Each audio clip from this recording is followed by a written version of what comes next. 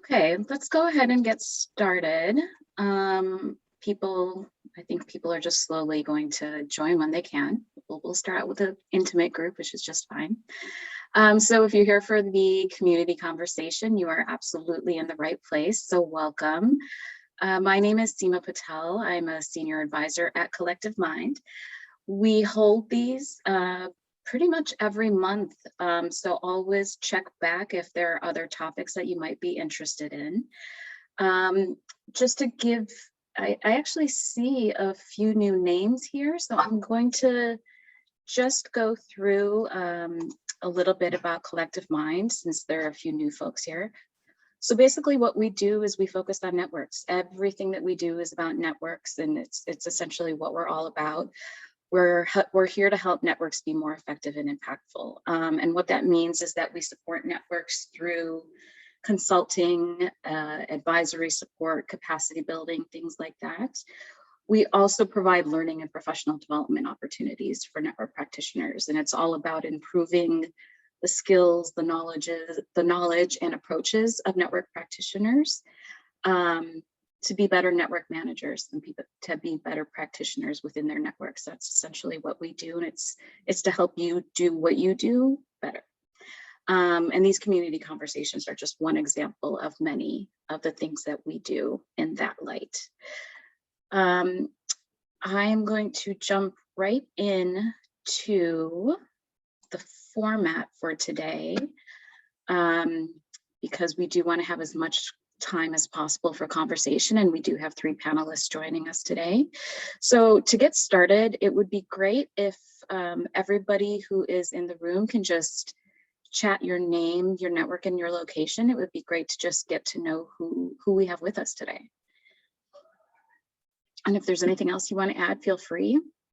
What mood you're in today, what your network does, what the weather's like where you are, whatever you feel like. And so what we're going to do as those are coming in, I see a fellow Midwesterner here, Milwaukee. I'm in Chicago. I'm going to really lightly moderate our 3 panelists today. I'm just going to be asking them each a question about their respective experiences, about their regional and topical perspectives, their successes, their challenges, their insights on network coordination, member engagement, and network development. And each of them will have about 5 to 7 minutes to give their experiences. If there's time, we'll just break out whoever is here into small breakout groups. If the group remains small, we might just skip that, or if we run out of time. But really, we're going to use the majority of the time for open conversation, because we are of course very excited to have our panel here to speak about their experiences, but we're also really excited to hear from you all who are in the room with us today, to hear about what your reflections are on the topics that we discussed, to hear about your experiences, to hear about any solutions or tools that you might have to solve some of these issues, basically to also just learn from each other, as well as who we've invited here today. So actually with that, I'm just gonna jump right in so we can get to the good stuff. So I'm going to welcome our 3 panelists today. We have Jonita Mosadi, who is Membership Engagement and Support Lead at Tax Justice Network Africa. We have Miriam Marquella, who is the former Technical Coordinator of the West Bank Protection Consortium in the Occupied Palestinian Territory. And we have Sylvia Mazzarelli, who is a Regional Coordinator of the Global Network of Religions for Children in Latin America and the Caribbean. So we've got a wealth of expertise in the room with us. Very, very excited. I'm going to kick things off with Jonita. And Jonita, what I wanted to ask you and have you respond with is, what has been your experience being a part of a network that is at an earlier stage of development, and to have you share any insights that might be unique to either your region or to your topical focus area. Okay. So, and also if you want to start out with an introduction as well. Okay. Great. Thanks, Sima. Hi, everyone. Greetings from Nairobi. It's actually our Heroes Day, so yay. But many thanks, Sima, for that kind introduction. And opportunity to share my experiences in this month's community platform. I'm so excited to also share the platform with Miriam and Sylvia, whose work and passion for networks I admire, having really gotten the opportunity to engage with them over the last couple of months, and really looking forward to this fantastic discussion. As a way of introduction, I'm based off Nairobi. I work for a Pan-African network organization that advocates for illicit financial flows, for the stop of illicit financial flows and domestic resource mobilization. We're based off 25 countries, with a membership of 40 network members. So this is really a great topic, and really a great line of questioning, Sima, on networks, and it's during its developmental stages. And if you asked me this 5 years ago, I would not have known the difference. So I've really had an opportunity to dive into networks right from the developmental stages to as it evolves to the ultimate trajectory. So I've been very fortunate to lead in the design, coordination, and management of the network function at Tax Justice Network Africa, very mouthful, abbreviated as TGNA. And again, the secretariat is based off Nairobi, and we coordinate all the functions within the network.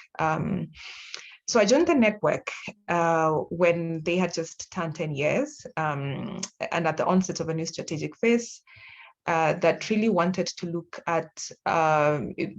shift the focus from a secretariat-oriented network to more of a member-driven approach, based off a review that was done. And I say this as a way of giving context to the nature of my experience with an old but emerging network, if that makes sense.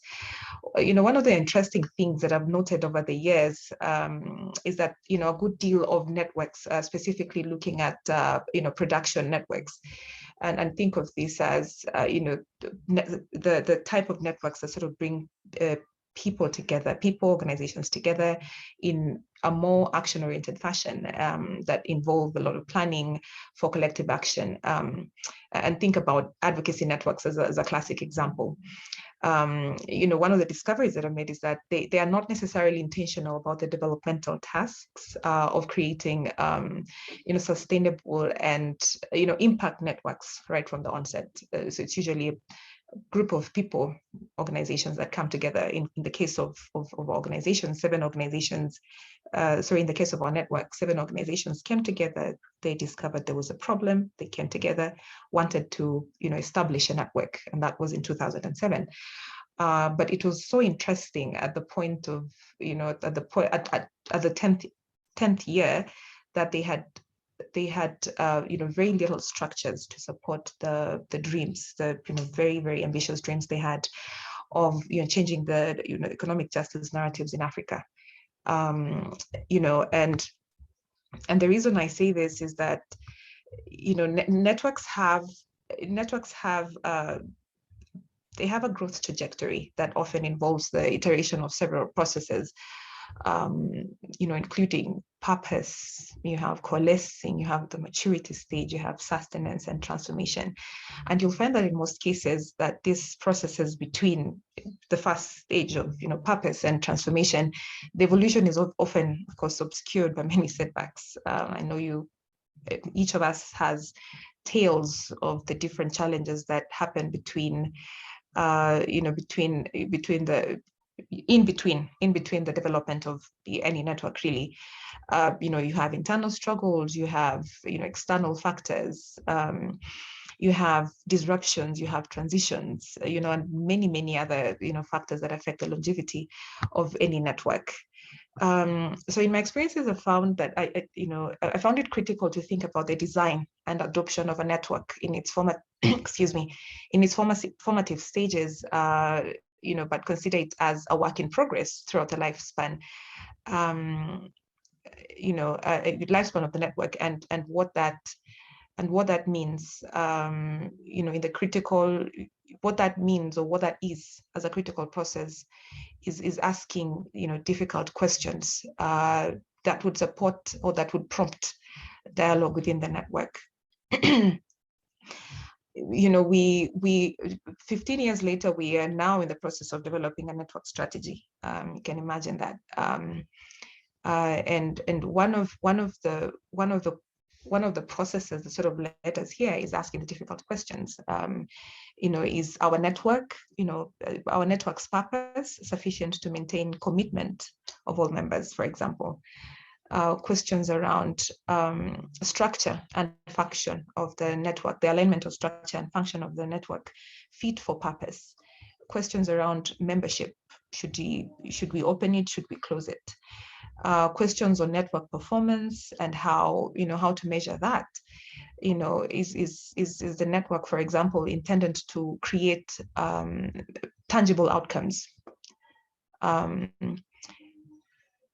or facilitate exchanges between members as a way of connections? And how do these dynamics sort of harm the relational value of the network and the ultimate purpose of the network? So all these questions and really many more, need unpacking by both the leaders and members of the network to respond to the inevitable evolution of the network. And I know I'm running out of time. Sima, you could stop me when I'm up on that, and you had 7 minutes or so. But just to conclude this segment, is that there are three key learnings from my experiences, that are very critical to the developmental tasks, critical to network design, are, I would say, being very clear from the onset on the organizational, structural, and membership attributes that provide coherence for the network models that are suitable for the purpose of the network. And I say this because there are variations. Networks are not homogeneous. We know this, and what structures, what dynamics sort of influence the optimum functionality of your network. Are you in the developmental space? Are you in the humanitarian space? What kind of technical, what kind of thematic areas are you dealing with? What kind of what are the dynamics around the geography of where your network is located? Does that actually factor in any way? These are very difficult questions that I figured that most networks sort of are not very intentional about asking from the onset.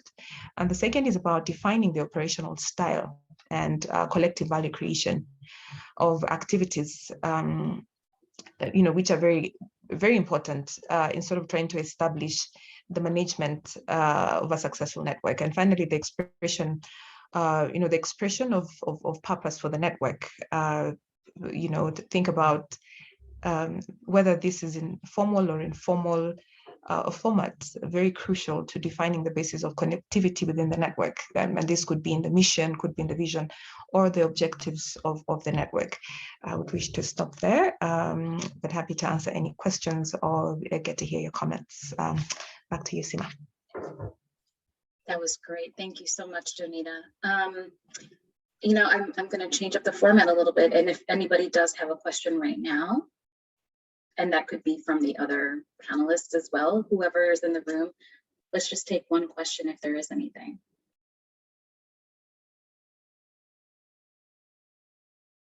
And if not, that's okay too.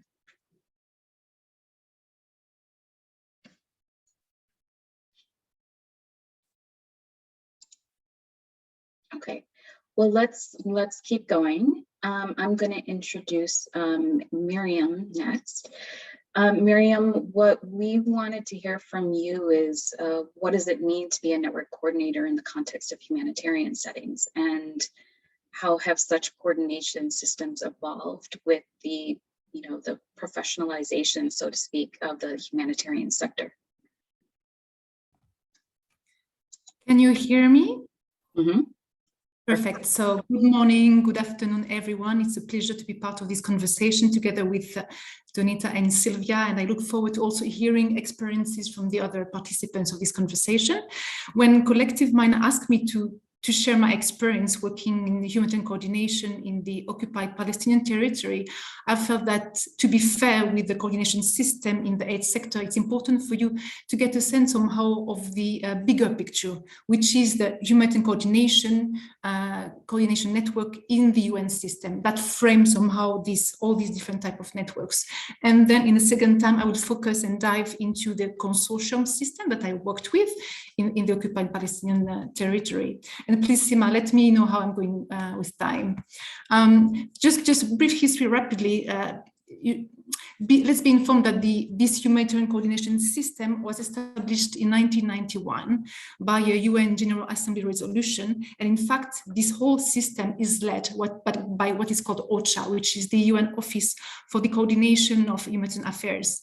And throughout the years, since 1991, this system has gone through many reforms to make it more accountable, more efficient, and also to ensure that the idea of partnership is really implemented, is really becoming a reality.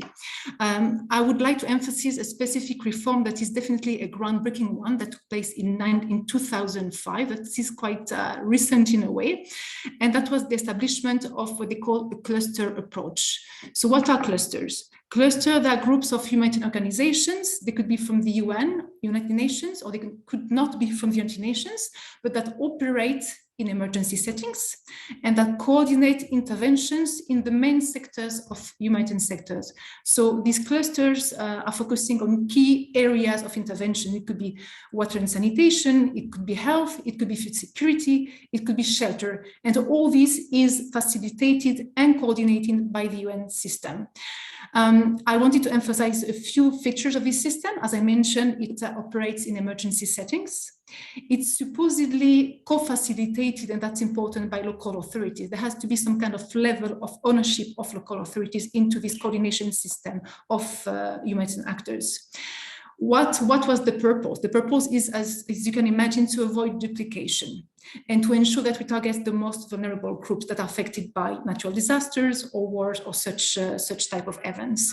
And also another key purpose is also for them to disseminate global standards, good practices, international ones of humanitarian action, and ensure that somehow the various actors involved in the humanitarian response are abiding by these international standards of good practices.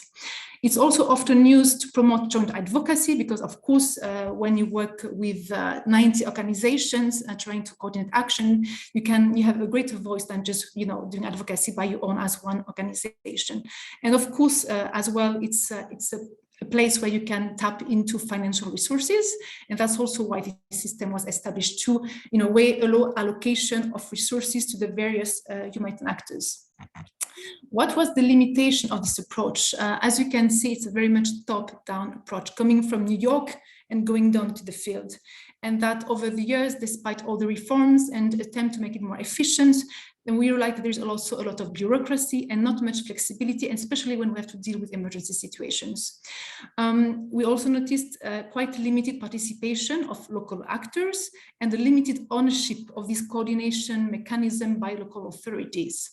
And last but not least, I mentioned before the idea of making a real partnership, and somehow this system has not failed, but has been quite limited in terms of establishing really true partnership that put different actors on equal footing.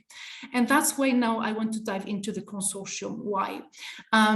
over the past few years, there have been a new type of coordination system that has been starting to function in different areas across the globe, that is using the consortium as a way to coordinate actions between humans and actors and make the action much more comprehensive, effective, rapid, and powerful. And I would like then here to share this experience of the what we call the West Bank Protection Consortium in the occupied Palestinian territory. But let's start with the basics.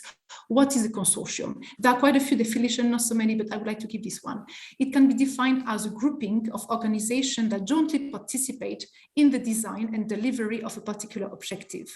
The focus is not just joint delivery, but it's also about joint design and also shared ownership of both risks and responsibilities.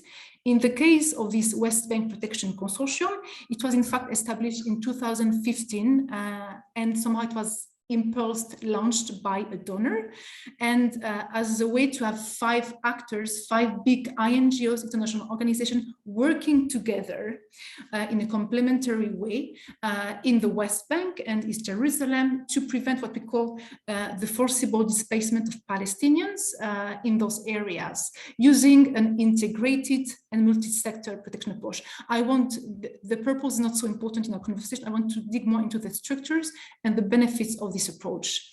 And what was this consortium felt maybe a more efficient way to deal with humanitarian actions? First of all, because it allows complementary actors to put their resources and capacities and knowledge together, and therefore to allow the implementation of a more comprehensive assistance. Also, it allows a greater geographic coverage. Having 5 partners working together, they can cover the whole West Bank and East Jerusalem, which one organization could not do. As I mentioned before, you also have then with 5 organizations a stronger advocacy voice, especially if the consortium is funded by different states who also support you in these advocacy activities.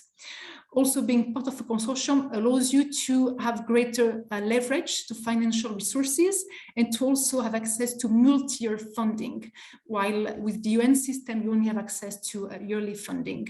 And I mentioned before, you also share the risks. It's not just one organization being, on the forefront of the humanitarian response, but having 5 organizations together sharing risks and responsibilities. My last point here is about a review that we undertook, in fact, in 2020 to somehow find ways to improve the programmatic setup of this consortium to make it more efficient, more effective, and also to have better cohesion between the team.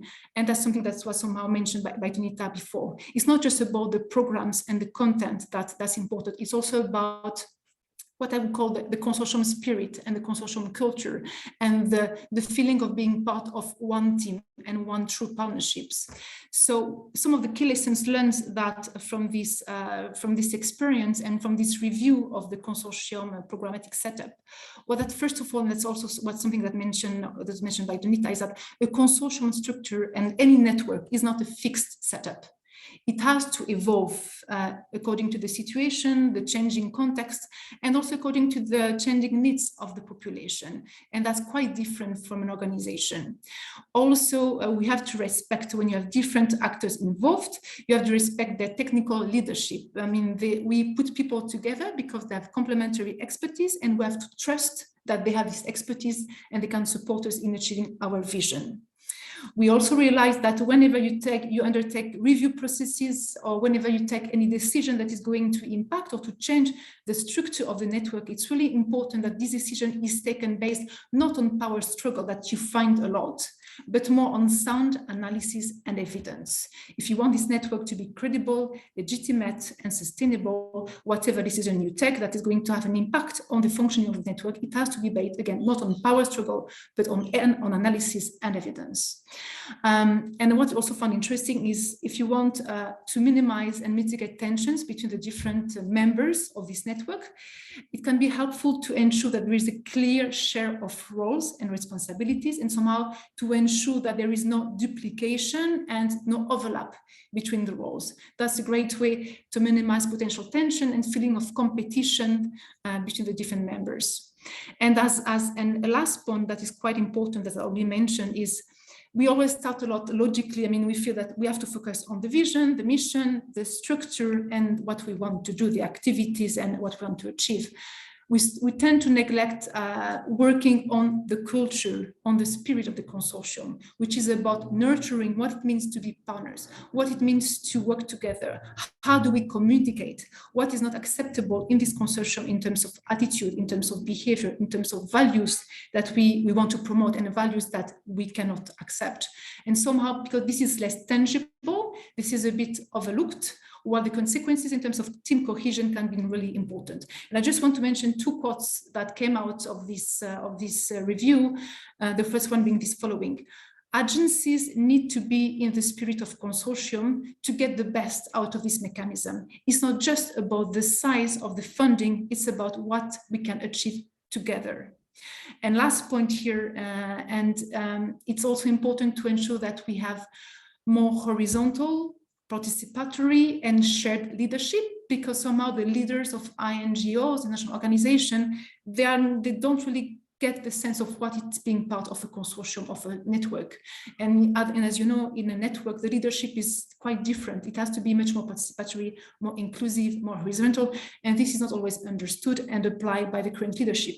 So there is a need to train and to raise awareness of management on what should be different network leadership, ensuring that indeed then we establish a true consortium spirit. And the last quote that I want to share with you is: think and act as a committed collective of individuals and organizations dedicated to the project, its beneficiaries, and to each other. This is what it means to us to be part of a consortium.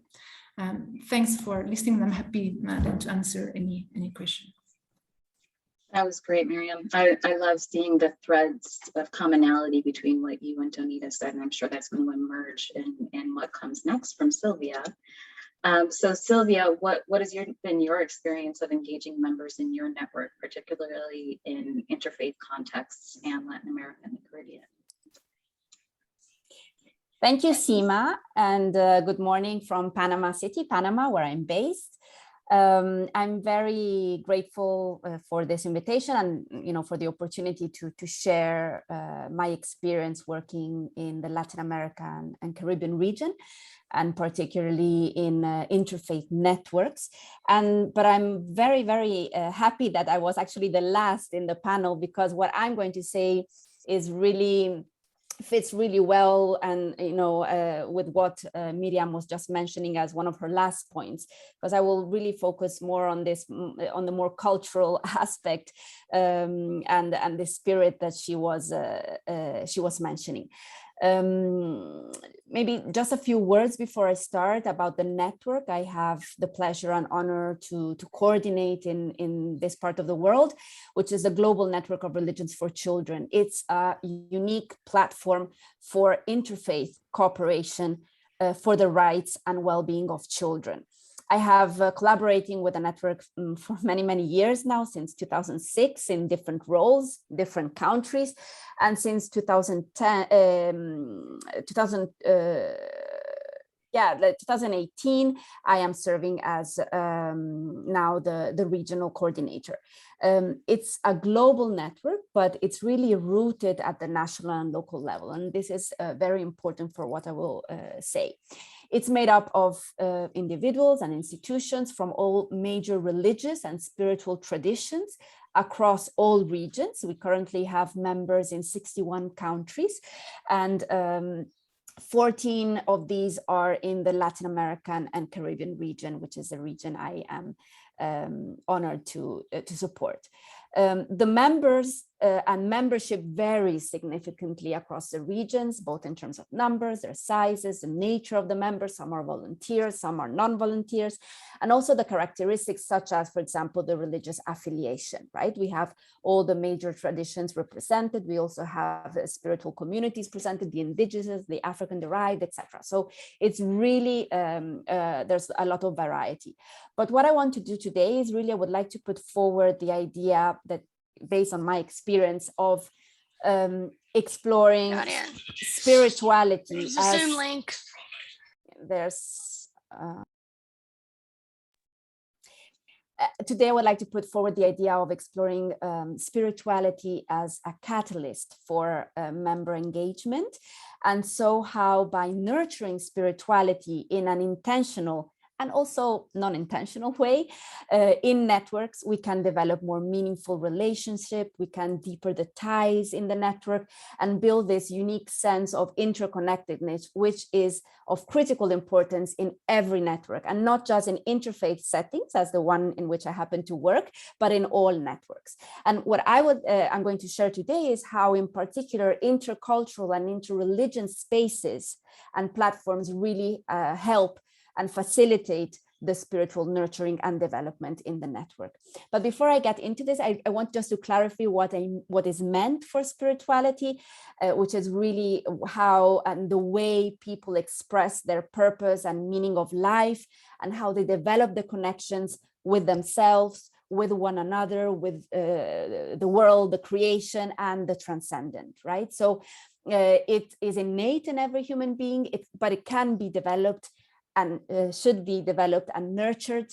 It can be developed and nurtured independently from religion, so even through everyday life. But for people of faith, of course, it also occurs within their broader religious context. And so it can be nurtured very well in interfaith contexts, such as a network such as the Global Network of Religions for Children. Now, all the members in this network have a faith. They are, as I mentioned, faith communities, faith-based or faith-inspired organizations, or even people of faith who engage in the network and participate in the network to engage in interfaith cooperation for the well-being and to advance the rights of children. And this very diverse, multi-religious and multicultural composition of the network is what represents its this shared purpose of providing the space and the platform for interfaith collaboration for the rights of children. Now, what I have seen in my experience is that the individual spirituality of the network members is what has really driven their commitment to the network, as if the members look at the network membership as somehow an extension of their spiritual practice. So they apply their spiritual values to their participation in the network. And this has created a unique effect on the members, also how they contribute to the network. So on the members' contribution. And the way members engage with one another and the way they develop connections also to the network reflects their appreciation of what flows through the network. We have carried out recently an assessment for the 20th anniversary of the network. So it was a huge assessment.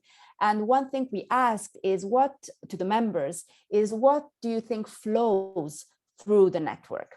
And they described it variously as a stream of love, a sense of connectiveness, a strong commitment and energy to create a better world for children. They feel the spirituality flowing through the network. And this is manifested in the way they have developed connections and learned to relate to themselves, to relate with one another, to God and the transcendent. So members feel that the network is actually, they come with their spirituality, but the network is providing a space to continue cultivating and developing their spirituality and somehow building their collective value system. And this links very much to what Miriam was just saying, the network culture, based on the values, for example, of empathy, their capacity to empathize with others, the reciprocity, so the idea that I am because you are and that we are all connected, the respect for diversity of views and perspective, a sense of responsibility, and it ultimately builds the trust, in the network. So it has been really critical to develop meaningful relationships in the network. And in my role as coordinator, I have tried to act a bit of a catalyzer for the network by trying to really foster these connections, this interdependence, and by nurturing spirituality, by creating and facilitating moments for the building of those values for the network. So the building of the values that I was mentioning before, for example, and others.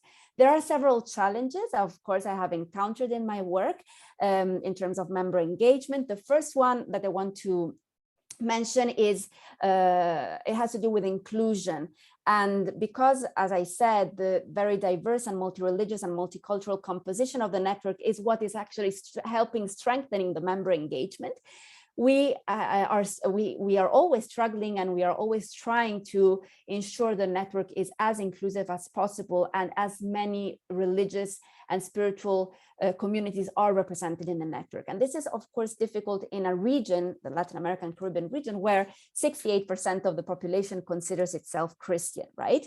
But there's also issues of inclusion that have to do with, for example, intergenerational or participation of children. How can we lift up children's voices and leadership in the network? Because in the end, the network's mission is to advance and shared purpose is to advance children's rights and well-being. So children are really at the heart of the network. And so we try to strengthen, for example, and find ways or look at structures, light structures, but still structures for the network that can facilitate, this integration and inclusion of diverse voices, for example, and that create the space for encountering, for bonding among members of different cultural and religious backgrounds, because it is what really has helped a lot, as I was mentioning before. And then another challenge I want to mention has to do with issues of participation and shared leadership. And so how can we create spaces for all leaders, right, to emerge? And this idea that is very important in all network of dispersed leadership, right? And this is complex in interfaith networks, because the role of authority and leadership in interfaith context is very important. And people and children are taught to show, respect to religious leaders and regard them as innately, trustworthy, authoritative, and that they deserve that spiritual and moral leadership. So how can we, it has been really important for us and for me as network coordinator, to create meaningful spaces, for engaging in intergenerational dialogue, for example, or to bring up this idea that all members feel that they are valued and taken into account, and that everyone has an innate value and can be a leader, right? So this is complex because you have a very senior, when there's a very senior religious leader in the room, then others tend to don't participate as maybe they would like to. And finally, the last challenge, it has to do with finding the balance between a global network and the regional sort of aspect, and the root at the national and local level. So this has been is very important for member engagement, because members need to feel that connection at the local level, but because it's a global network, they also have to feel the connection with the global network, right? And with the regional network. So how can, as coordinators, how can we promote that, those spaces and opportunities to connect across regions, within the region, to create that regional culture, and then at the local level. So, for example, developing multi-country initiatives or projects, regional projects, are really focusing on action, but based on, moving beyond the national boundaries, so that there is this sense of being part of something bigger, right, of a global network, and the networking opportunities within and across region. So this is what I wanted to share in briefly, based on my experience, but I would be very happy to to answer to any questions that there might be in this virtual room. Thank you. Thank you, Sylvia. That I have so many things to react and say, but it is not for me. This space is not for me, it's for all of you. I think we should just stay in the room and chat. Let's reflect on what everyone thinks about what just came up, and what comes up for you and within your own networks based on all of this. So yeah, let's just open it up. Feel free to jump in.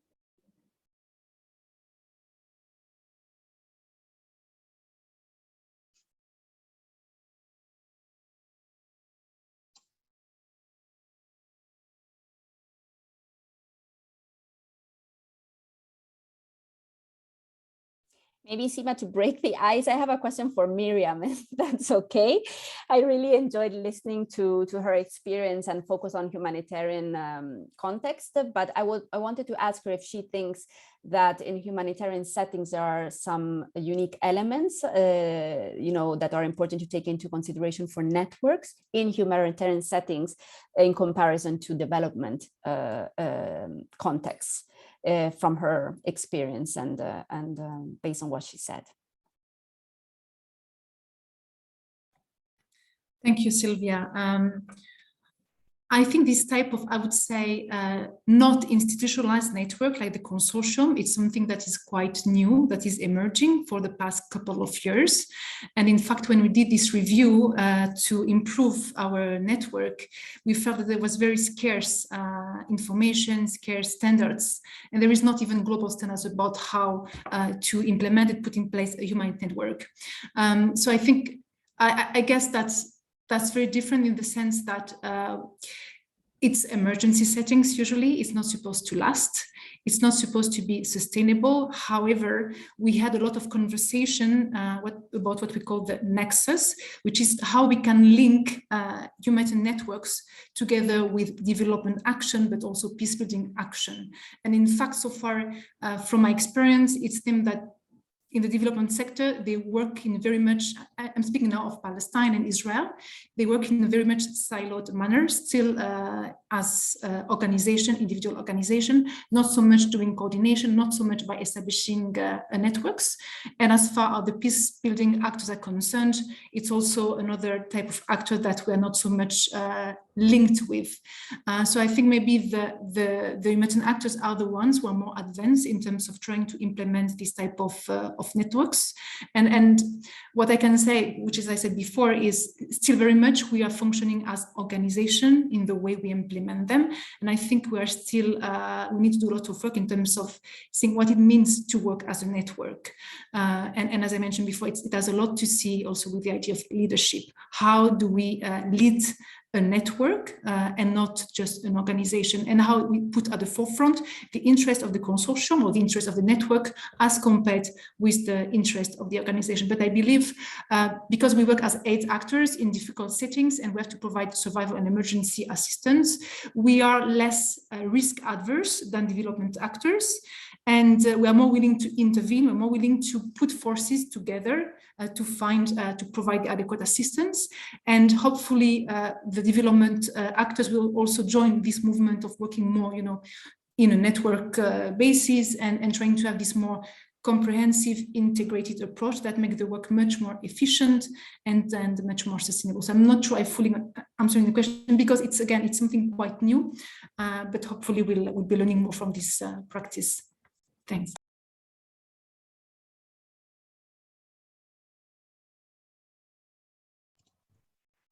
Hi, I have a question. Thanks to all the panelists. It was really great to hear networks in different parts of the world. I'm in Toronto in Canada, and I work with a really local network. So all members are within the city of Toronto. So very local and different from a global or even regional network. But Sylvia, I do have a question for you. You mentioned that, spirituality is a lot of like the motivation and kind of like guiding factor that has members as a part of this network, and looking at how it's kind of personal and professional in a way, but also very personal. What draws faith-based leaders to be a part of this network? Like, how do they get involved in the first place? Like, I guess not necessarily outreach, but like what makes them want to participate? Well, it's I think what really makes them participate and want to engage in the network is the fact that it provides this platform to engage in interfaith collaboration and cooperation. So collaborate with other faith communities on issues affecting children. In this case, it's a network focusing on children's rights and well-being. So I think that is the main motivation. So when we asked, and we asked that question, why did you engage with the network in the first place? I think what came out from the assessment that we did was this the interest in this network as a platform for interfaith cooperation, and then this together with the focus on children and children's rights. It's the only interfaith network exclusively dedicated to children's rights. So I think that is like this combo was what really attracted most of the religious leaders in the network. But they're not only religious leaders, they're also, you know, members of faith communities at different levels. So not only like the senior religious leaders, but also more at the practitioner level, or just, you know, members of faith communities that engage in the network at different levels. But on the spirituality aspect is it really is. I mean, for me, that is important. You know, to maintain sort of the engagement of the members in the network, because it is. If we manage to, you know, strengthen the ties and go deeper in those, you know, the ties of the network, and create that sense of interconnectedness, then this ultimately will have an impact on member engagement, on, you know, the results of the network, etc. So it's you know, it's not so much as the entry point, right? Not so much to attract members, but once, you know, you have the members there, then how can you work on developing the spirituality of the individual members and of the network as a whole to, you know, to maintain that engagement and that meaningful engagement of the members to the network and, you know, with each other. Yeah, great. Thank you. I have a follow-up question to that. It's kind of a twofold question. Sylvia, you mentioned that like as your role in regional coordinator, you are trying to create meaningful spaces as much as you can.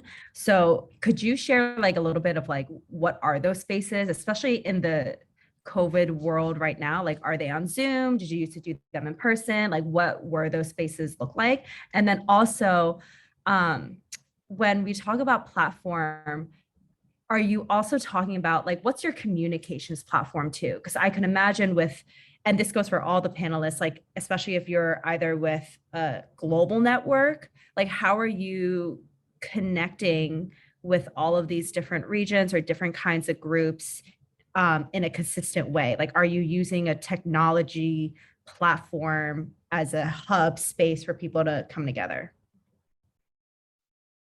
No, we don't actually. This is the second part of your question. We don't use any particular, you know, technology or software or, you know, or platform for member engagement.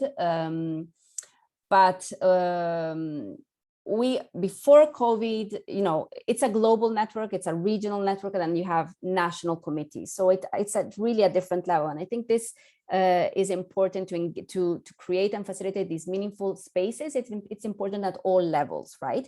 So at the local level, at the national level, where it might be easier to get together, you know, in person, then those spaces are created, you know, face-to-face, you know, events and meaningful conversations. They're not really, you know, high-level events. It's more to build the community, right? To build that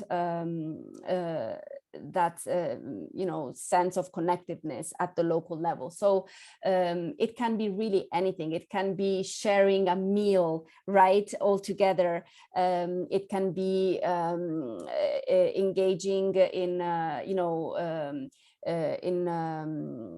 meaningful dialogues on certain topics. It may be even, this is something that it happens at the local level very much. Members go and and visit the different faith communities that are members of the network. So that also creates that connection and build that sense of connectiveness. At the regional level, we carry out, and I as coordinator, convene regional meetings especially with the coordinators at the national level, and those are really important spaces. It's not very often; it's every 2 months, but those meetings are really special in the sense that all members say that they never miss the meeting, because they feel that they're very beneficial to their work, to get the energy, to get exchange ideas, etc. So it's really anything. Then at the global level, every 5 years, there's this global forum that brings together all the members, and that's a very important moment, and also very spiritual moment, because imagine all members from all over the world, all different spiritual and religious traditions. But it's not these big events. I was really referring to small things, and it can be doing yoga all together, or learning how to breathe, or have moments of have a walk in the nature all together. It can be really anything, because spirituality is nurtured in different ways. It's nurtured even sharing a meal, or resting, or admiring the cosmos and the skies in the night. It can be through activities that you plan on purpose, right? So music class, or going to a concert all together, or it can be linked to faith, right? Because for people of faith, there's much that has to do with faith. So, as a spiritual,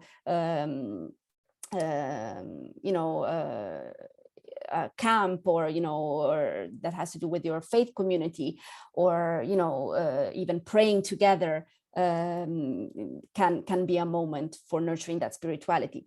But it's really or playing together, right? Also, play is very important to create and nurture and develop spirituality in people. So it really is many things, and no, we do not have a platform, but I would like to hear, maybe Miriam has and Donita has, so over to them.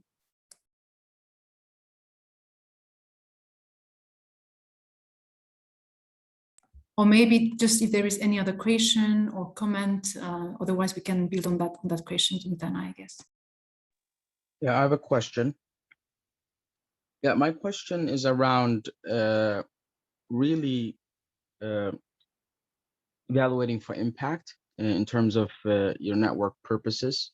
Has it been sort of easy being able to capture your impact, given your purposes, and has that ever changed your network's function in ways drastically, or has it been? I know that you said networks evolve, so I'm just interested in evaluation for impact in relation to your purposes. I would jump in quickly, and then I leave the floor to Donita as well to complement. And it also made me think about Sylvia's question before. And I think maybe the humanitarian networks are really focused on impact, because we have an emergency crisis, we want to save people's lives, and we have to intervene quickly and with the greatest possible type of technical skills. So a lot is focused on the impact, and maybe not enough, I believe, on the process and on the interconnectedness, as emphasized by Sylvia. In regard to the West Bank Protection Consortium in the occupied Palestinian territory, when we did this review, it was indeed because we felt that we are effective, we're pretty good in doing the job, and there is pretty good results, but we're not efficient enough, and we feel there is duplication between the role of the partners that can lead sometimes to some tensions and resources being not used in its maximum way. So clearly we had to restructure, ensuring that there is a clear geographic division between the partners, who is working where, and also having clear technical leadership between the partners, like who is focusing on this type of, on, let's say, shelter interventions, on preventing, on legal interventions, to be sure that it's also that everyone respects the leadership of the actors. So yes, we did have to readjust the structure to ensure that we have the biggest impact. And for this to happen, again, as I mentioned before, there has to be an analysis, and it cannot just come from, oh, that's what we believe is the best, or that's what one NGO wants to implement. It has to be done through an analysis that involves not just the managers, but also involve the field staff. Often they are the neglected individuals. We have to ensure that the colleagues Sylvia and Donita spoke about inclusion. We have to be sure that in those processes where we aim at improving the impact or monitoring the impact, we also include the voices of the communities, of course, but also of the local staff, who often is neglected. Thanks. We have just about 2 minutes left. So Donita, I want to see if you maybe want to close with anything. Yeah, thanks, Sima. Very, very great, discussions from Sylvia, Miriam, and the rest of the group. The question around I really like the question Grace asked around communication. I've shared. I think she's still on. Yeah, there's a blog that I think Collective Mind did some time back on the different technologies that can be used. I found it really useful. So you could probably look at it and see if there's anything if there's anything you'd find useful in that.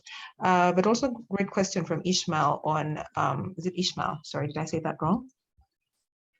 I think it's Ishmael. Yeah. On network impact evaluation, that's a very loaded question,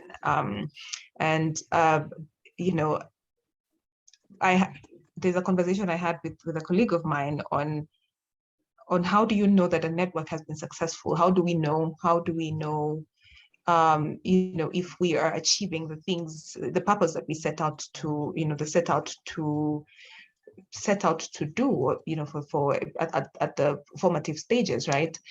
And what has worked for us, I think, has been and I know Miriam sort of alluded to this, assessing the evaluation throughout a strategic period to see, you have this shared goals within a certain period. You have common goals rather. How are you progressing? How is the network evolving? How are we building? How are we mobilizing together towards towards specific goals during for a certain period of time? So that has very critical of assessing how the evolution of the network has taken shape, what needs to work better, what needs to be tweaked, how do we, the question around culture is very important. And I know that some of these assessments for my network have been very critical in sort of determining what other, programs, what other activities do we need to add to improve the network culture, if you will, because in a sense, it's usually the heart of how a network sort of delivers, or an impactful network, and bringing it all together. So I think those are my submissions for now. I don't know if that answers Ishmael's question. Yeah. Thank you so much, Donita. I really wish we had more time. This was such a rich discussion, such a rich set of shared experience. I really, really appreciate everybody joining, especially to our panel. I just put up a slide here of some upcoming opportunities, so I hope that you all will consider joining or just checking them out for more information. But thank you. Thank you so much. This is all recorded. It'll be posted to our website. I'm going to write a blog about it. There's lots of opportunities to re-engage on this topic if need be. So thank you, everyone, and enjoy the rest of your day. Be well.